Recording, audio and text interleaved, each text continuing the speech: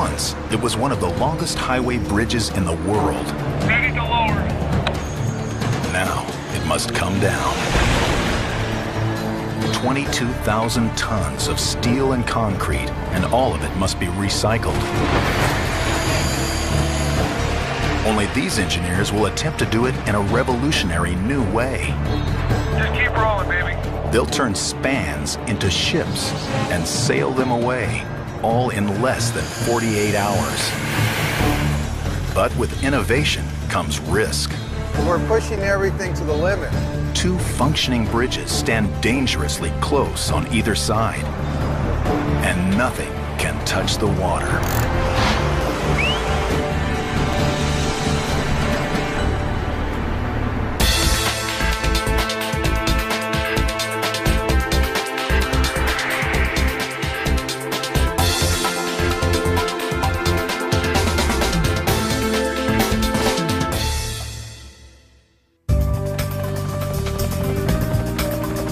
In the San Francisco Bay Area of California, drivers rely on bridges to overcome an incredible natural obstacle: water.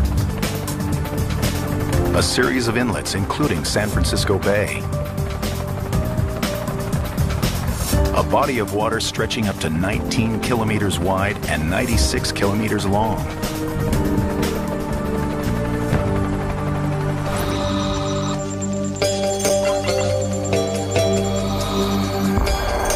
Seven large bridges carry more than 400,000 cars across the bays every day.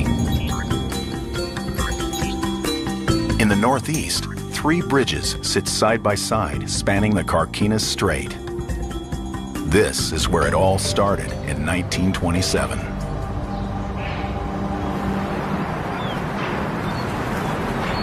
In the middle stands the once famous Carquinez Bridge.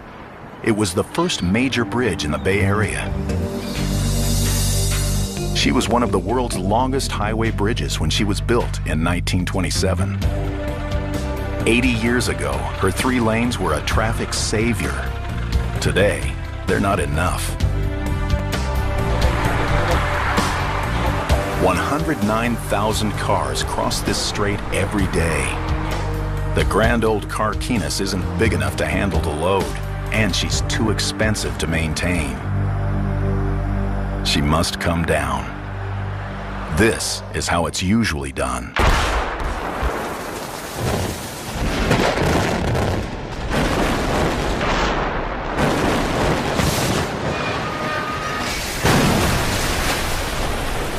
But that won't work for the Carquinez.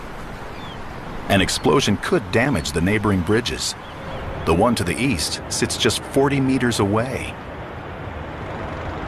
The other even closer.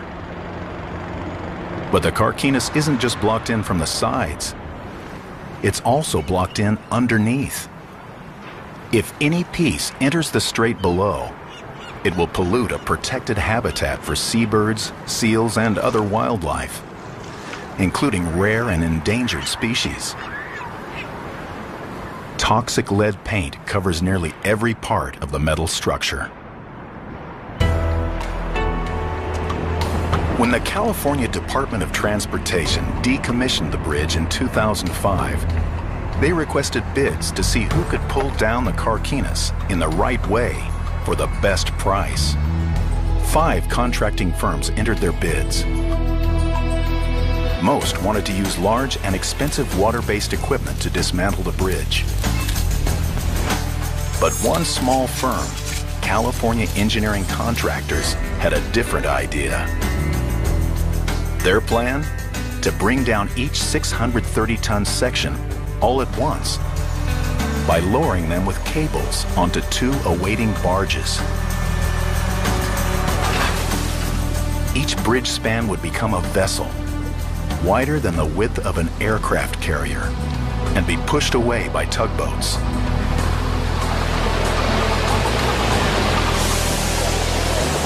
Not only has this innovative technique never been attempted, California Engineering Contractors claims it can do it for just $18 million, $10 million less than the nearest competitor. We'll just go right into the lower. Their low bid wins them the job, But they have a secret plan to recoup some of the money. Recycling.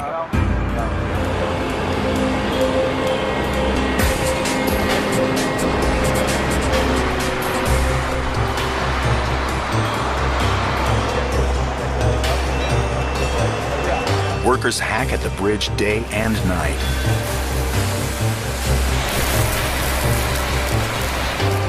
There's some 22,000 tons of steel and concrete in the carquinez.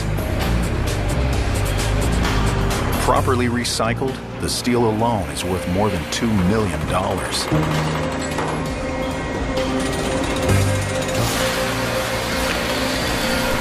Project manager David Piermarini has planned this job for 8 months.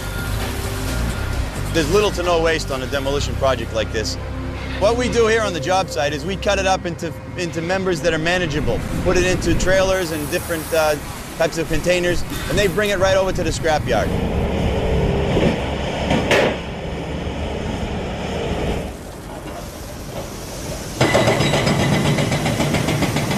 A crew gets to work on the south end of the bridge. Heavy machinery pulls down the concrete towers.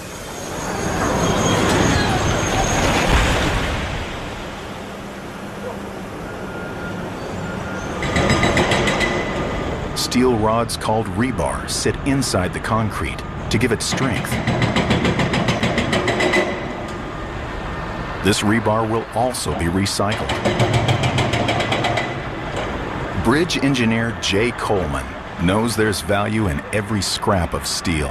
The steel industry has been recycling for a long time because of just the driving economics behind it. It's cheaper to harvest steel from this old column than it is to harvest iron ore from the ground and make new steel. Even the rubble will be pulverized and made into roads. It's a steel cantilever truss bridge that we're taking apart. There's 12,000 tons of steel, as well as a significant amount of concrete, and we're tasked with completely removing the bridge so that when we're all done with this project, there will be no trace. This is a dream for an engineer to be a part of something like this, and this is why we do this. But the biggest challenge sits 15 stories above the water: the suspended middle spans.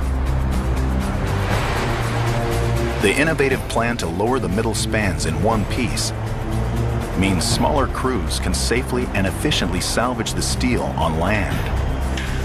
It will be another big saving if the crews can pull it off.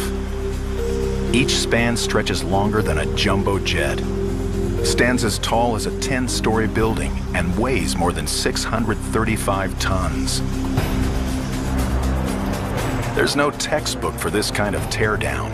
It's a world first. But the team has a bold idea. They will determine how the bridge was constructed and then reverse the process. The blueprints for their strategy will be based on methods used by engineers 80 years ago. What we're doing here is not very different from how they built the bridge. Physics are the same, gravity is the same. In 1927, steelworkers assembled the giant center spans on a dock. They then floated them on barges underneath the already constructed towers. They rigged the spans to cable and pulley systems connected to gigantic sand-filled counterweights. When engineers released the counterweights, the spans on the barges became the world's largest elevators, rising into place in less than an hour. Workers then connected the spans to the towers and completed the major part of the bridge's construction. In theory, a similar system should work in reverse. But 8 decades ago, the carquinez wasn't flanked by other structures. And the water below wasn't a protected habitat. One thing is the same: lives depend on getting it right. A wrong calculation could be catastrophic.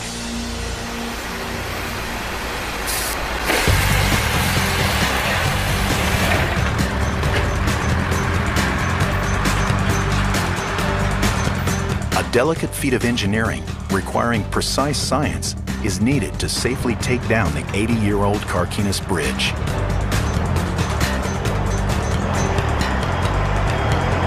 Bridge engineer Jay Coleman must first calculate exactly how much the spans weigh.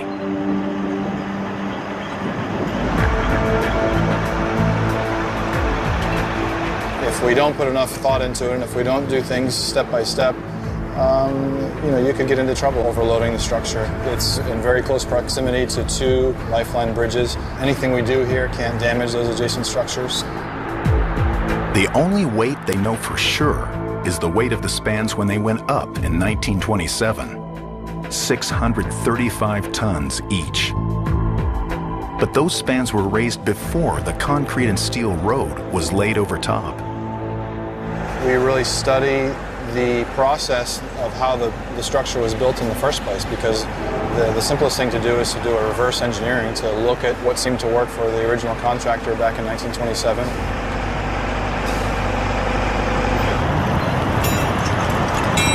Reverse engineering a span requires stripping it of its concrete surface and steel road supports to get it back to its original weight. Workers rip up the road with heavy machinery. Chief mechanic Hector Macias must keep it all running. It's pretty intense work. We got a bobcat, we got man lifts, we got welders, generators, and compressors. And it all happens during one of California's wettest years. 825 millimeters of rain in just 2 months. It was raining cats and dogs. I mean, I had to change my boots 3 times one day, and I ran out of boots. High winds and cold rain make an already dangerous job more so. Lunch, whatever you want to do for about 20 And there's another problem for Hector. As the road around the main crane is stripped, the rig is left stranded on a tower of steel. The crane will lower the smaller equipment once the spans are down, but nothing can lower the 54-ton crane itself. Its fate is sealed. It will get cut up, lowered in pieces, and recycled with the rest of the bridge. It's all part of the plan, and the only way to get the job done.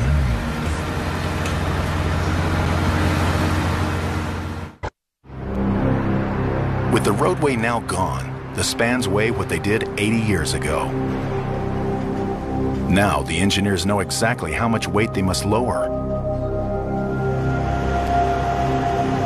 But the lighter spans are less stable and more vulnerable to the San Francisco Bay's high winds.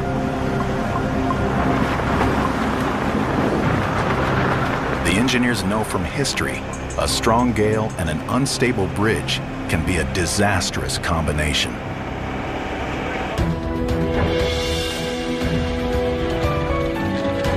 (1940), Tacoma, Washington.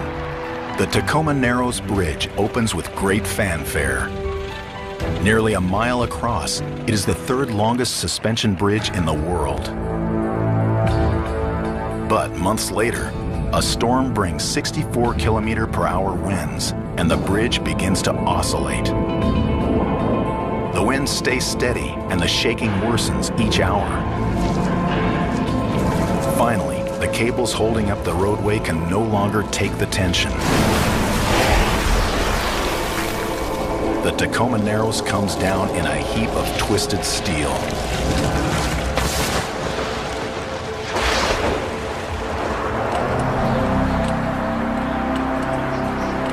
The Carquinez, stripped of its roadway, is also susceptible to high winds. Right now, each span is a shell and more vulnerable than ever.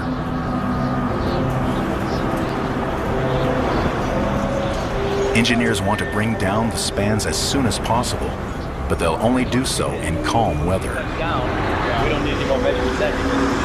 So far, project manager David Piermarini has had no luck.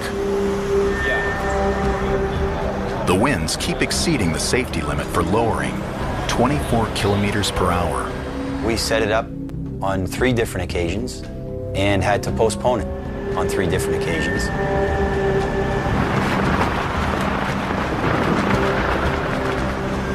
Every delay increases the chance of the bridge being hit by gale force winds. Tomorrow's forecast calls for winds pushing 24 kilometers per hour. It's right on the limit and a tough call. The Coast Guard must close the strait below for the operation, but they'll only prohibit boat traffic for 48 hours. The strait is an important shipping lane, so David and his crew must finish the job on time. David seizes the small window of opportunity and gives the order to bring the span down. Yeah, 10-4, stand by. From this point on, workers must race the clock.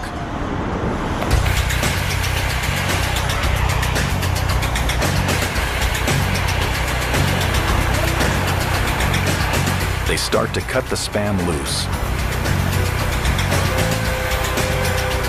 To stay on schedule, the 130-meter-long section must be cut free from the bridge and hanging from cables by nightfall. The crew uses oxyacetylene blowtorches to sever large trusses. These horizontal support beams sit on each side. These trusses will go straight to the recyclers with the rest of the steel structure. The price of steel has risen dramatically in the past few years, and we have 12,000 tons of steel here. There's a strong motivation to go and recycle that steel, sell it to a scrapper who will then recycle that and make it into a new product that he can sell in the open market and make a buck. It will take nearly 1,000 truckloads to move all the steel from the bridge to the recycling yard in nearby Oakland.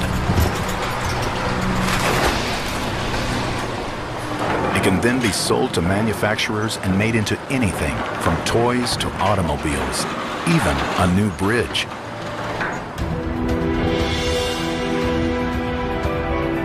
The Carquinez will have a new life.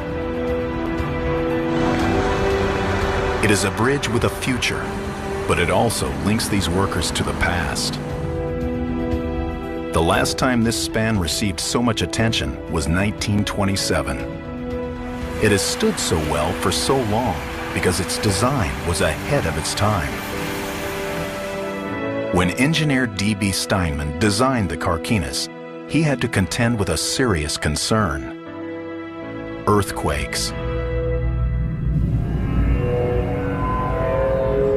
Just 20 years earlier, one of the most significant earthquakes of all time flattened San Francisco. The Great Quake of 1906 shook the ground for an entire minute, killing up to 3,000 people and reducing the city to ruins. Steinman knew he had to come up with some way to protect his bridge from future quakes. It is necessary to take such precautions as we could to make the structure as safe as possible against earthquake effects. To tie the parts of the structure together in the event of an earthquake, hydraulic buffers were provided. These hydraulic buffers were Steinman's answer. He designed them to absorb any shaking. They were an engineering feature a half-century before their time. The Carquinez's decommission provides engineer and bridge historian Professor Hassan Astana a unique opportunity to study Steinman's work close up. So when the earthquake comes, the tire locks actually. So as far as we know, this was the first bridge that someone came up with the idea of putting dampers and hydraulic jacks to control seismic effect. It's like he's telling us the essence of what we do today 80 years earlier. He just saw it. No one knew for sure if Steinman's buffers would work. It wasn't until 1989 that they were put to the ultimate test. Upper deck crashing to the bottom deck.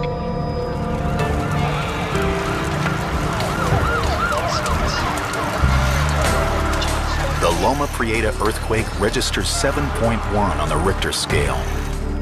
It knocks the nearby Bay Bridge out of service. But the 62-year-old Carquinez escapes unscathed.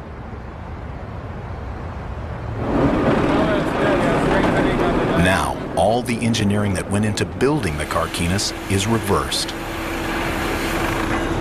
After 8 hours, workers finally cut the last of the horizontal supports.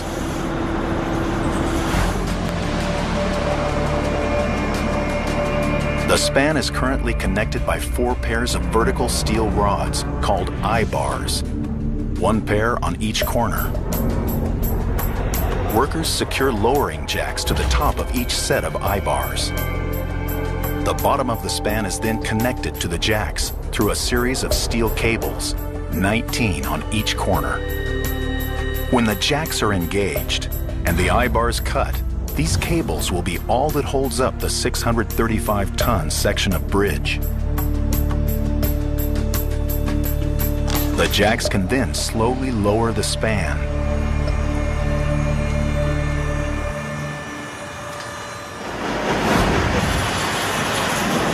But the span will be an incredible strain, and never before has anyone used jacks to lower a bridge span. They do know that a jack failure could be catastrophic.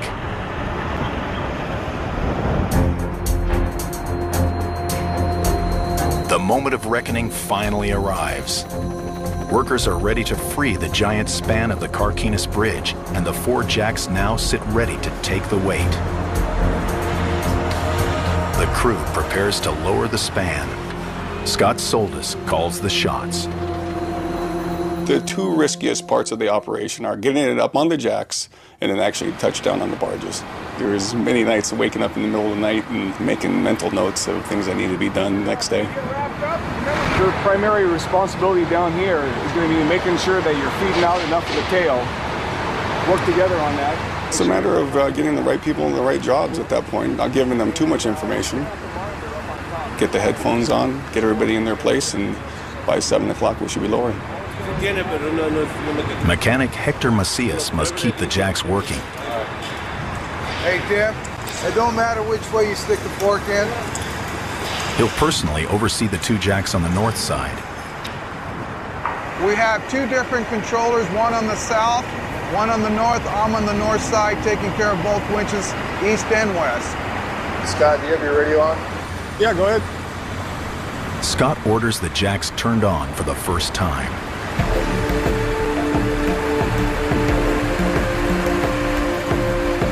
The jacks slowly take the slack out of the cables. Now a crucial moment. Before the jacks can lower the span, they must pull the span up so the cables are super tight. If there's any give when the I-bars are cut free, the 635-ton stretch of steel will jerk on the jacks. That momentum could collapse the entire bridge. But lifting the span too much, with the I-bars still attached, could also cause a catastrophic collapse.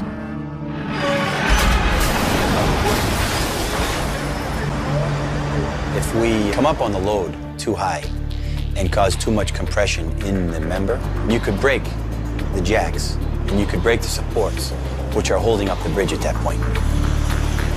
Everything and everyone would be taken out.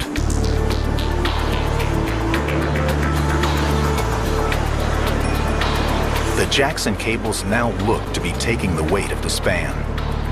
David orders the I-bars cut.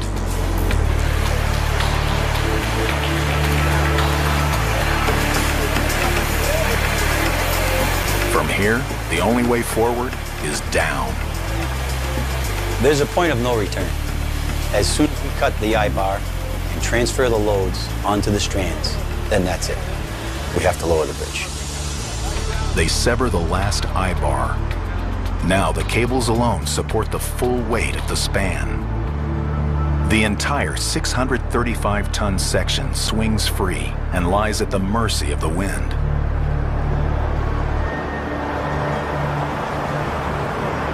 To bring the center span down safely, everything must come together at once. The weather, the equipment, the engineering, the current, and the tides. It takes a perfect set of circumstances, and nothing can be rushed.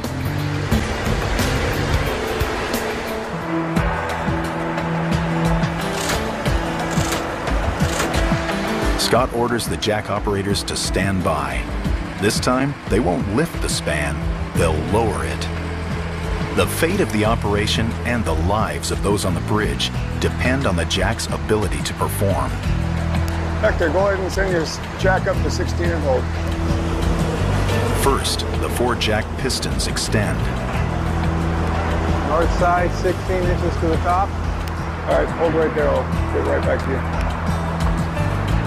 Next, metal forks determine which part of the jack grips the cables, either the top or the bottom. North side, bring it to the top.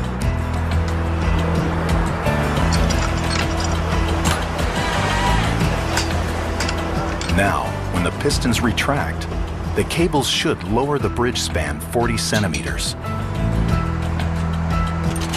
North side forks are in, ready to come down.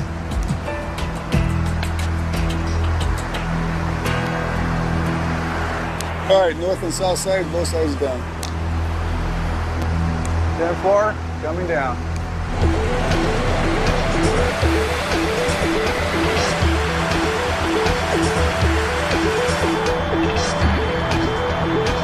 The head then will retract 16 inches, lowering the bridge to 16 inches.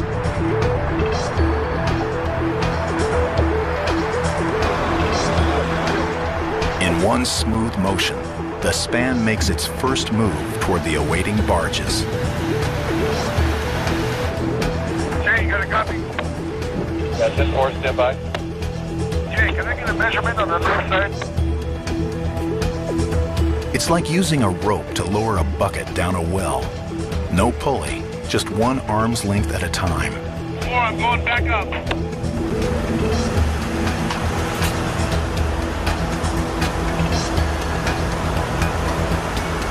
Removing the lower forks clamps the cables in place, freeing the jacks to reach up and repeat the process. It's a very repetitive thing. We move the jacks a certain way, put the forks in, take the forks out, and the strands lower the bridge. So far, the system works. The jacks handle the weight of the 635-ton span. They have a tight deadline to meet. The channel can only be closed for 48 hours. At the current speed, it'll take a full 10 hours just to lower the span, and they still must secure it to the barges. That's when there are no problems, and there's always one little thing that goes wrong. It just takes a long time. The team starts to fall behind schedule. Suddenly, 48 hours doesn't seem like enough time. A little slower than Scott had hoped for, but we'll get our learning curve. We need to bottom out on this end first. In addition to the slow speed of descent, there's a new problem. The center span begins to tilt. The span is only strong when vertical. If it gets seriously out of alignment, there'll be too much pressure on key girders and the whole span will fold like a house of cards. It happened before with the construction of the Quebec Bridge in 1907. The Quebec Bridge is nearly complete, 270 meters and 18,000 tons when the south arm of the bridge collapses under its own weight. 86 workmen are on the bridge when it buckles. 75 perish. After the tragedy, it takes 10 years to rebuild the bridge. But just as the jacks begin lifting the span up from the water, disaster strikes again. The Quebec Bridge has a single suspended span. It collapsed twice, and they almost got it completely done, and when they were lifting the suspended span into place, one of the jacks failed and the entire suspended span collapsed. This second mishap kills another 13 workers. Workers bringing down the center spans of the Carquinez Bridge face the same life-threatening danger. And suddenly, that nightmare scenario starts to inch all too close. We're about 8 inches tilted east to west, so the west side's about 8 inches lower than the east side. And it's just something's happening with the northwest jack. He seems to be stroking a little further each time. We need to identify the problem.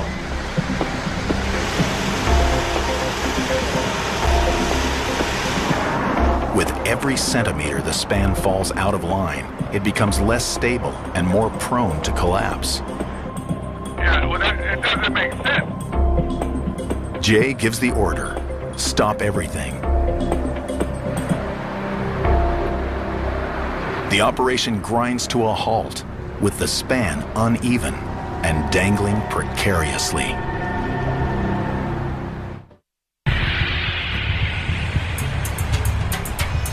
If they keep going, the jacks lowering the 635-ton span of the Carquinez Bridge will tilt the span dangerously out of alignment.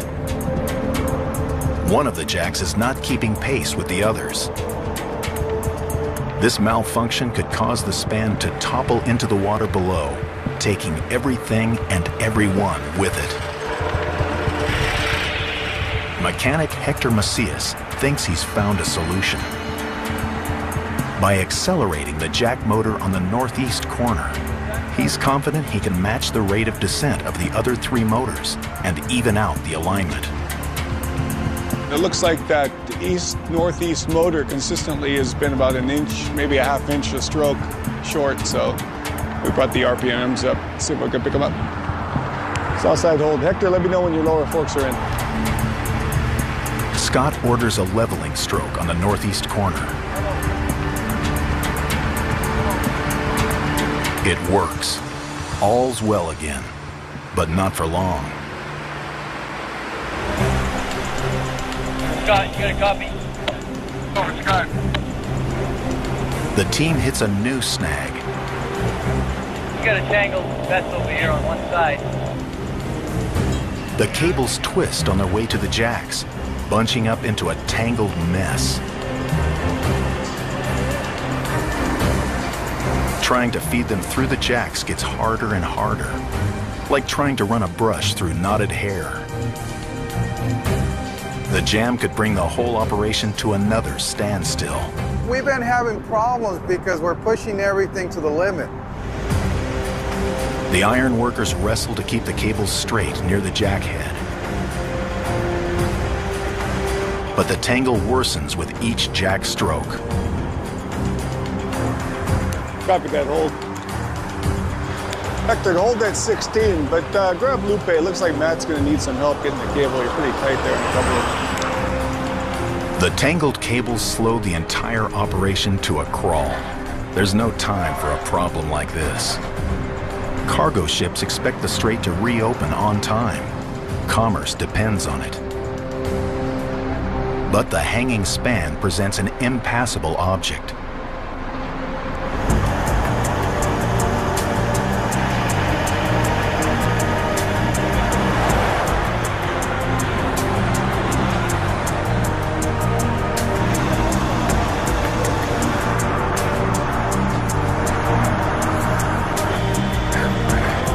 Now, one of the cables is totally stuck.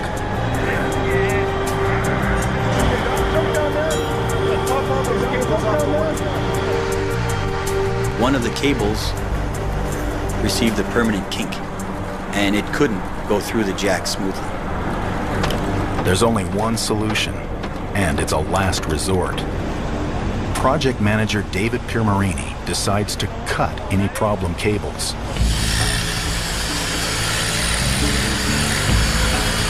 Each weight-bearing cable cut reduces the margin for error. Now, the remaining cables must pick up the span's entire weight.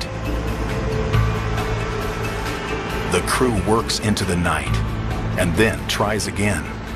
Some twisted cables remain, so each stroke of the lowering jacks continues to be a chore. They fight more and more tangled cables every bit of the way. They cut a second cable. Scott finally calls the day after 16 hours of non-stop work. Everyone will be back at 6 a.m.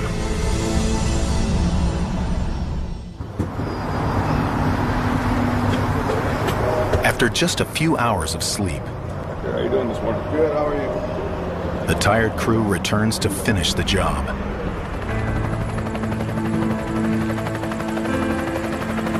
The The 635-ton span dangles 15 meters above the strait.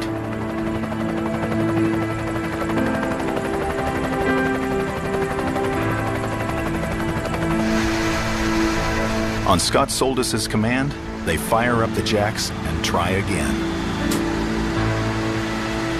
I'm back in business. At last, the span moves smoothly, and the section drops another 40 centimeters. The second cable cut last night made the difference. The team rediscovers its groove.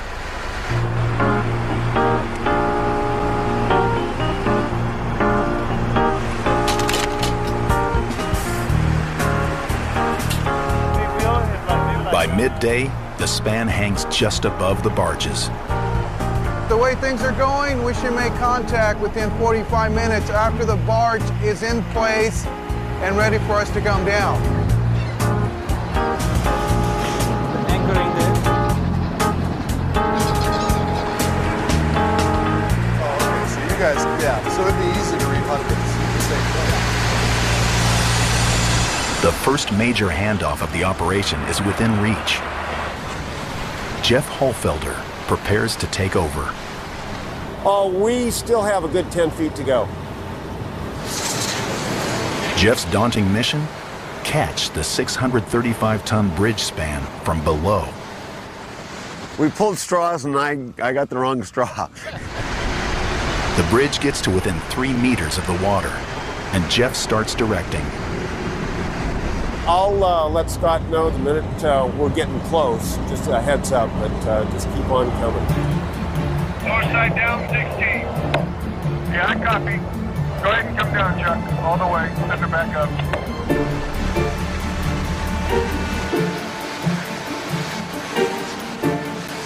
It's definitely more wind than they were predicting.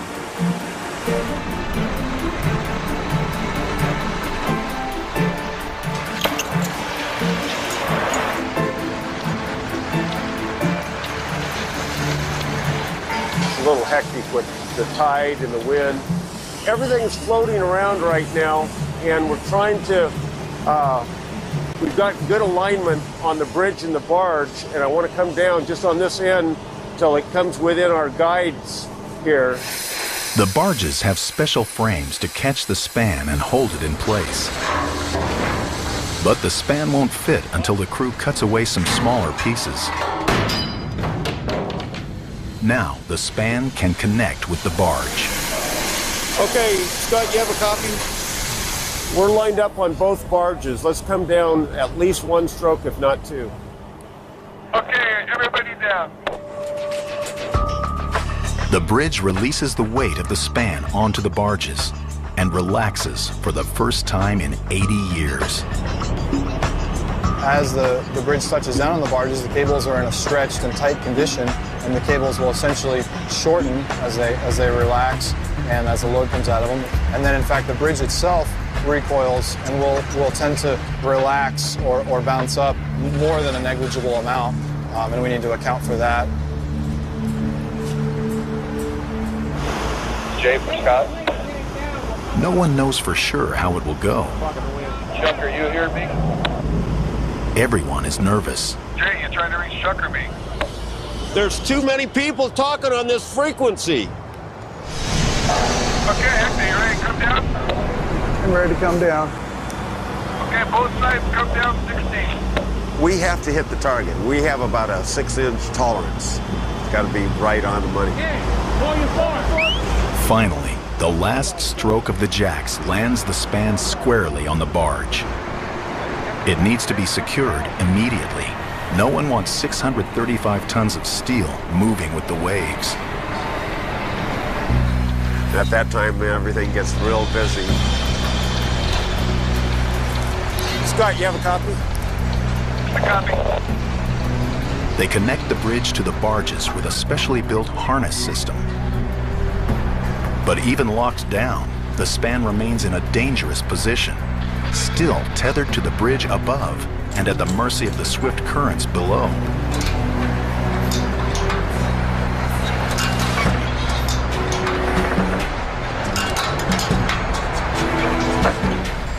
All the cables must be cut and fast before the waves can make the cables pull on the bridge and cause it to collapse.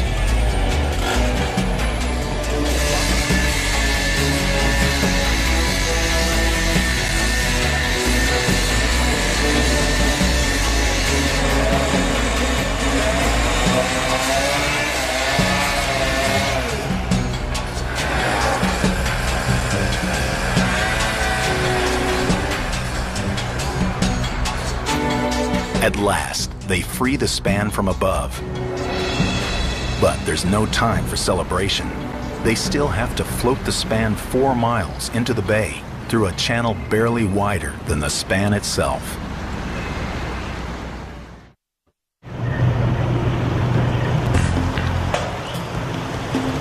Yeah, Dan, this is Jeff, California Insurance. We're getting ready to giddy up here. We're just about... The giant span from the Carquinez Bridge, secured to the 2 barges, makes it a vessel over 120 meters wide, twice as wide as an aircraft carrier. How you doing? And every ship needs a captain. Yeah, finally. Captain Dan DeForge is a veteran Bay Area tug pilot. My job is 99% sheer boredom, but it's 1% sheer terror, as we say. With a vessel this big, it'll be a tight squeeze from San Francisco's Carquinez Strait, 6.5 kilometers up the channel to Mare Island. In places, Dan will have just 6 meters on each side to squeeze through. A shift in wind, current, or tide, and he could easily run aground. Spent many hours just getting acquainted with exactly what the currents are doing by the minute. 2 tugs will push the colossal structure, but Dan won't be aboard either.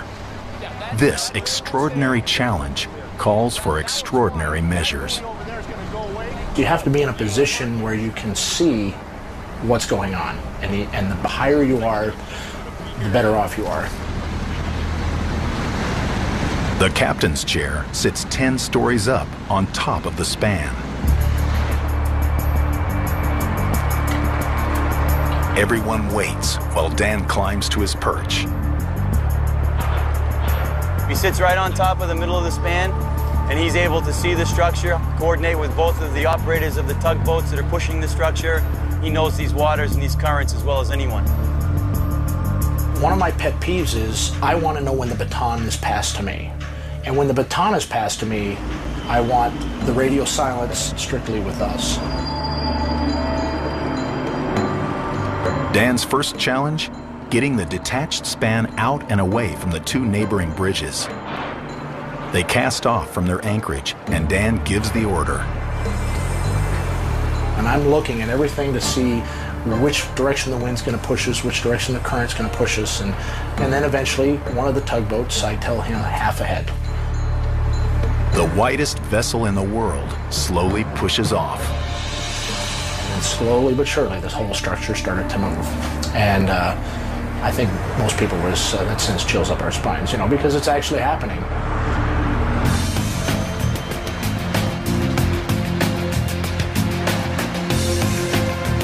The good ship Carquinez sets sail on her first voyage in 80 years.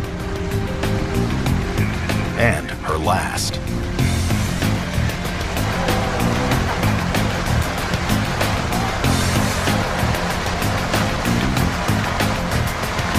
Now, Dan and his team must steer the new ship through the narrow channel. From the surface, there looks to be ample room to cruise through. But beneath the water, the channel narrows to less than 6 meters on either side.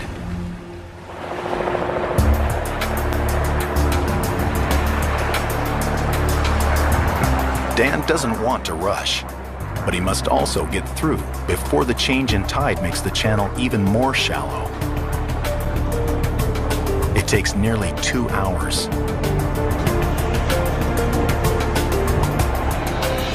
But they squeeze through. Only one final challenge to go, docking the ship. This is parallel parking on a giant scale. And Dan has not one, but 2 tugs to maneuver. This was, I think, probably the most difficult part of the job, actually, was getting the barges secured.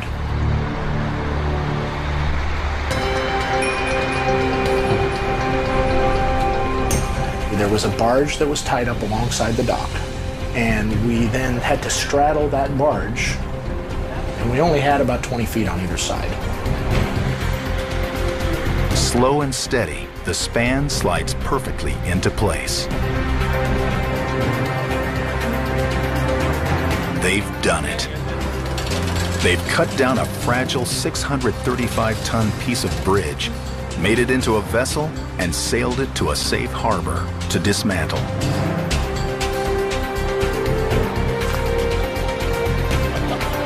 The Coast Guard can now reopen the shipping lane right on schedule.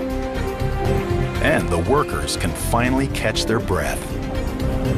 Good job, man. Thank you. Yeah, worked out fine. Perfect. Bird's eye view. Today's a happy day.